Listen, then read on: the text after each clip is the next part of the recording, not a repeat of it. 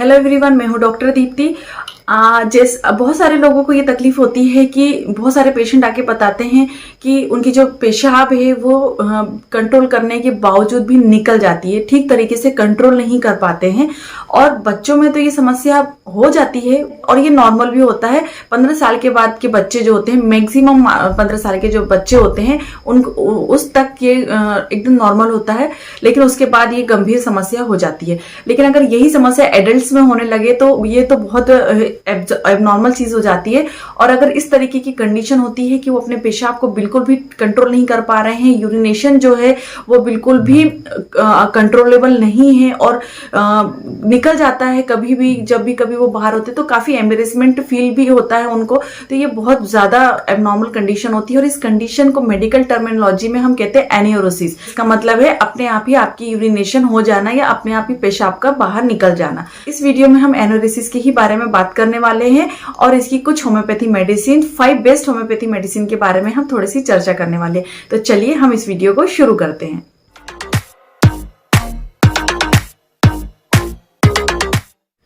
एनियोरोसिस की समस्या जो है वो या तो कभी आपको लकवा हो गया हो, पैरालिसिस की कंडीशन में हो सकता है, या फिर कभी आपके किडनी की किसी भी किडनी जो यूरिनरी सिस्टम होता है वहां कहीं पर स्टोन हो, कैलकुलस जिसे हम कहते हैं, या फिर पथरी अगर वहां पर हो जाती है।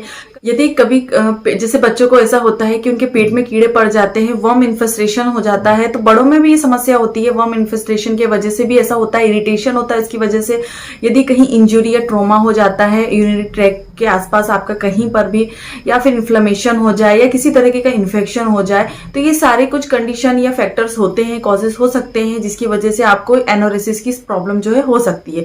प्रसव के कष्ट के कारण भी महिलाओं में इस तरीके की समस्या देखने को मिलती है, एनियोरोसिस की समस्या जो है उनमें देखने को मिलती है। तो ये सारे कारणों की वजह से और भी कोई कारण हो सकते हैं जिसकी वजह से जो है मूत्राशय जो होता है जिसे हम ब्लेडर कहते हैं, वहां पर मूत्र एकत्रित करने की या पेशाब को जमा करके रखने की क्षमता जो होती है या उसकी कैपेसिटी जो होती है वो बहुत ज्यादा कमजोर हो जाती है, वीक हो जाती है या ना के बराबर हो जाती है। तो इसकी वजह से ये होता है कि जो अगर आपकी थोड़ी भी यूरिन जो है वो ब्लेडर में जाके कलेक्ट होती है तो वो पेशेंट को काफी ज्यादा प्रेशर वहां पे महसूस होने लगता है और प्रेशर की वजह से वो कंट्रोल पावर जो उनका हो जाता है वो एकदम वीक हो जाता है। पेशेंट की कंट्रोल कैपेसिटी जो होती है बहुत ज्यादा कमजोर हो जाती है और पेशेंट को ना हमेशा उनका ब्लेडर जो है भरा भरा सा महसूस होता है। वो तुरंत यूरिनेशन के लिए जाते हैं, उसके कुछ मिनट के बाद ही उनको फिर से प्रेशर उनके ब्लेडर पे महसूस होने लगता है। तो इस तरीके की कंडीशन होने लगती है और कंट्रोल कर अगर वो चाहे कंट्रोल करना तो उनकी जो पेशाब है, जो यूरिन है, वो अपने आप ही बाहर निकल जाती है। तो उनकी कंट्रोल पावर जो होती है, वीकनेस जो होती है वो भी हो जाती है। वहां के जो मस्कुलर्स होते हैं उसकी वीकनेस की वजह से भी ये सब समस्या जो है हो सकती है। तो और प्रेशर उनको होता है, ब्लेडर में प्रेशर आता है और जब वो यूरिनेशन के लिए जाते हैं तो बिल्कुल ड्रॉप बाय ये जो यूरिन जो है वो बाहर निकलती है। यूरिनेशन जो है बहुत ज्यादा ड्रॉप में होता है। तो ये कंडीशन होती है एनियोरोसिस में। बच्चों में तो ये बहुत ज्यादा कॉमन प्रॉब्लम होती है और अगर बच्चों में इस तरीके की समस्या हो तो वो रात में बिस्तर गीला कर देते हैं। तो ये सारा कुछ एनियोरोसिस में आ जाता है। तो इस तरीके से ये कंप्लेंट होती है पेशेंट की। तो चलिए हम बात कर लेते हैं कुछ होम्योपैथी मेडिसिन के बारे में कि किस तरीके की होम्योपैथी मेडिसिन का इस्तेमाल इस कंडीशन में किया जा सकता है। तो सबसे पहली होम्योपैथी जो मेडिसिन है वो है फेरम पॉज।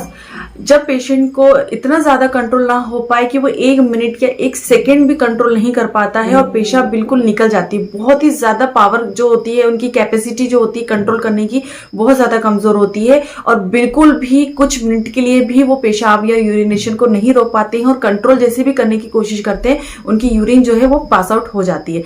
तो फेरम पॉज इस कंडीशन में काफी हेल्पफुल होती है कि 1 सेकेंड के लिए भी पेशेंट जो है यूरिनेशन को कंट्रोल में नहीं कर पाता है और पेशाब जो है उनकी निकल जाती है। और फेरम पॉज में रोगी को बहुत ज्यादा तेज वेग का अनुभव होता है, बहुत ज्यादा उनकी इच्छा होती है और यूरिन पास आउट करने की और कुछ सेकंड के लिए भी वो यूरिन को रोक नहीं पाते हैं। तो ये होता है फेरम पॉज में। तो अगर इस तरीके की कंडीशन है तो फेरम पॉज की 12x की पोटेंसी काफी इफेक्टिव होती है। तो जब आप फेरम पॉज की 12x की पोटेंसी का इस्तेमाल कर रहे हैं इस कंडीशन में तो उसकी 4 टैबलेट का इस्तेमाल वो कर सकते हैं दिन में 4 बार। काफी अच्छे रिजल्ट होते हैं इस मेडिसिन के। अगली जो होम्योपैथी मेडिसिन है वो है कैंथेरिस। बच्चों में या फिर बुढ़ापे में अगर इस तरीके की कंडीशन होती है, एनोरेसिस की समस्या होती है, तो कैंथेरिस के जो रिजल्ट होते हैं काफी अच्छे होते हैं। तो इसे भी लोअर पोटेंसी में पेशेंट को दिया जा सकता है, 30 पोटेंसी में दे सकते हैं। तो जब भी कभी एनोरेसिस की कंडीशन किसी बच्चे को या फिर ओल्ड एज की जो पर्सन होते हैं उनमें अगर होती है, तो कैंथेरिस की 30 पोटेंसी की 2 बूंद का सेवन वो दिन में 3 से 4 बार कर सकते हैं। इसके भी काफी अच्छे रिजल्ट होते हैं। अगली जो होम्योपैथी मेडिसिन है वो है रक्सटॉक्स। जब भी इस कंडीशन में या इस मेडिसिन के जो रोगी होते हैं उनमें ऐसा होता है कि जब भी पेशेंट कोई काम करता रहता है या फिर चलता फिरता रहता है तो उन्हें कोई भी समस्या नहीं होती है, लेकिन जैसे ही वो किसी भी काम को करने के बाद बैठता है तो तुरंत बहुत ज्यादा वेग का अनुभव होता है, उन्हें बहुत ज्यादा प्रेशर आ जाता है ब्लेडर में, और वो कुछ सेकंड के लिए भी अपने जो यूरिनेशन की जो इच्छा होती है उसे बिल्कुल भी रोक नहीं पाता है। तो अगर ऐसी कंडीशन होती है तो रक्सटॉक्स के काफी अच्छे रिजल्ट होते हैं। याद रखिए, जब भी पेशेंट कुछ किसी काम में वो बिजी होता है या चलता फिरता रहता है या कोई काम कर रहा होता है तो उन्हें कोई समस्या नहीं होती, लेकिन जैसे ही वो बैठता है तो तुरंत उनका ब्लेडर उन्हें फील होने लगता है कि भरा हुआ है और बहुत ज्यादा प्रेशर उन्हें महसूस होने लगता है और बिल्कुल भी कंट्रोल नहीं कर पाते हैं। तो ऐसी कंडीशन में रक्सटॉक्स की 30 या फिर 200 पोटेंसी के इस्तेमाल वो कर सकते हैं। 2 बूंद का सेवन उन्हें दिन में 3 से 4 बार करना चाहिए। काफी अच्छे रिजल्ट होते हैं रक्सटॉक्स के। इसके बाद में जो हमारी अगली होम्योपैथी मेडिसिन है वो है जेल्सीमियम। अगर प्रोस्टेट ग्लैंड में कहीं पर स्वेलिंग आ जाती है, जैसे कि ओल्ड एज में हमेशा ऐसा होता है कि प्रोस्टेट ग्लैंड की सूजन आ जाने के बाद में ओल्ड एज में यूरिनेशन जो है वो कंट्रोलेबल नहीं हो पाता है, बहुत ज्यादा प्रेशर होता है और एन्यूरिसिस की समस्या ओल्ड एज में होती है, या फिर कहीं पर भी कैलकुलस हो या स्टोन हो, पथरी हो गई हो और उस वजह से एन्यूरिसिस की समस्या हो रही हो, तो ये मेडिसिन काफी इफेक्टिव मेडिसिन मानी जाती है। इस मेडिसिन का जो एक्ट है स्पेशली बच्चों और बूढ़ों में होता है, और जब भी कभी ऐसा हो कि ब्लेडर में काफी ज्यादा प्रेशर आ जाए और स्पेशली अगर वहां पर प्रोस्टेट ग्लैंड का कोई अफेक्शन हो या फिर पथरी वहां पर हो और इसके बाद वहां पे एनोरेसिस की समस्या हो और ब्लेडर में काफी ज्यादा प्रेशर का अनुभव उन्हें होता हो और जब भी वो पेशाब के लिए बिल्कुल भी नहीं उनका कंट्रोल हो पाता है, तुरंत उन्हें जाना ही पड़ता है पेशाब अवॉइड करने के लिए और ड्रॉप बाय ड्रॉप यूरिनेशन होता है, तो ये मेडिसिन काफी ज्यादा इफेक्टिव होती है। तो इस मेडिसिन की 30 से 200 पोटेंसी का इस्तेमाल किया जा सकता है। अगर बच्चों में अगर ये मेडिसिन का इस्तेमाल कर रहे हैं तो इसकी 2 बूंद या फिर 4 ग्लोब्यूल्स जो होते हैं वो बच्चे को दिन में 3 से 4 बार दे सकते हैं, और ओल्ड एज में 2 बूंद का सेवन वो दिन में 3 से 4 बार कर सकते हैं। काफी अच्छे रिजल्ट होते हैं इस मेडिसिन के एन्यूरिसिस के केसेस में। और इसके बाद में हमारी आखिरी होम्योपैथी मेडिसिन है क्रियोजोट। अगर ये जो मेडिसिन होती है बच्चों में काफी ज्यादा इफेक्टिव होती है। जब बच्चा रात में ही बिस्तर गीला कर देता है, रात में सोने के बाद वो बिल्कुल भी पेशाब के लिए उठना नहीं चाहता है, बहुत ज्यादा आलस्य करता है, बहुत ज्यादा लेजीनेस होता है इस पेशेंट में, पेशाब करने के लिए बिल्कुल भी नहीं उठता है, और जब भी बिस्तर में वो पेशाब कर देता है तो उसे पता भी नहीं चलता है कि उसने यूरिनेशन जो है कर दिया है। तो ऐसी कंडीशन में जब बच्चा बिस्तर गीला करने लगे, एन्यूरिसिस की समस्या हो स्पेशली चिल्ड्रंस में, तो फिर क्रियोजोटम की 30 जो पोटेंसीज होती हैं उसका इस्तेमाल बच्चे को किया जा सकता है एन्यूरिसिस के केसेस में या बेड वेटिंग के केसेस में, या फिर नॉक्टर्नल एन्यूरिसिस, जिससे नॉक्टर्नल एन्यूरिसिस का मतलब होता है रात में पेशाब होना। तो अगर इस तरीके की कंडीशन होती है तो इस मेडिसिन का इस्तेमाल कर सकते हैं। तो इसमें अगर ग्लोब्यूलर फॉर्म में दे रहे हैं तो 4 ग्लोब्यूल्स बच्चे को दिन में 3 से 4 बार दिए जानी चाहिए। काफी अच्छे रिजल्ट होते हैं। अगर लगातार कंटिन्यूसली देते हैं ये मेडिसिन तो उनकी जो बिस्तर गीला करने की जो समस्या होती है उसमें काफी हद तक उन्हें आराम मिलता है। बच्चों में कभी भी ऐसा होता है तो सबसे इम्पोर्टेंट जो वहां पे वर्क होता है वो होता है उनके मदर्स का, उनके फादर का, उनके पेरेंट्स का। उन्हें प्यार की जरूरत होती है, उन्हें कभी भी डांटना या चिल्लाना नहीं चाहिए इस कंडीशन के लिए। और जब भी उनकी ड्राई नाइट्स होती हैं तो उन्हें उसके लिए अप्रिशिएट भी करना चाहिए और बिल्कुल पेम्पर करना चाहिए बच्चों को।